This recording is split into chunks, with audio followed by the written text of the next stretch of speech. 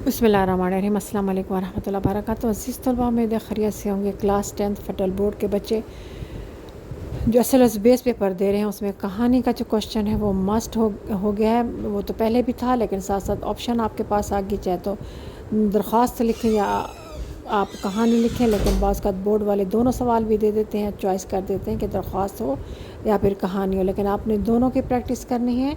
आज आपके लिए कहानी जो मैं शेयर कर रही हूँ वो किसान और उसका बेटा यानी इत्तफाक में बरकत। इंशाल्लाह ताला एक और कहानी भी इत्तफाक में बरकत कबूतरों वाली भी जस्ट लिख दूँगी, शेयर कर दूँगी। जो आपको अच्छी लगे, जो आसान लगे वो आप लिख सकते हैं। याद रखिएगा, कहानी का जो मेन चीज़ होती है वो होती है पैराग्राफ आपने बनाने हैं। 2 फिंगर डिस्टेंस हर पैराग्राफ के स्टार्ट में ले लिया करें, आपके पैराग्राफ बन जाएंगे। अच्छे अल्फाज इस्तेमाल कीजिए, कहानी अपने अल्फाज में लिखिए और ज़्यादा लंबी मत कीजिए। 2 से 3 पैराग्राफ जो है ना वो काफ़ी है कहानी के लिए।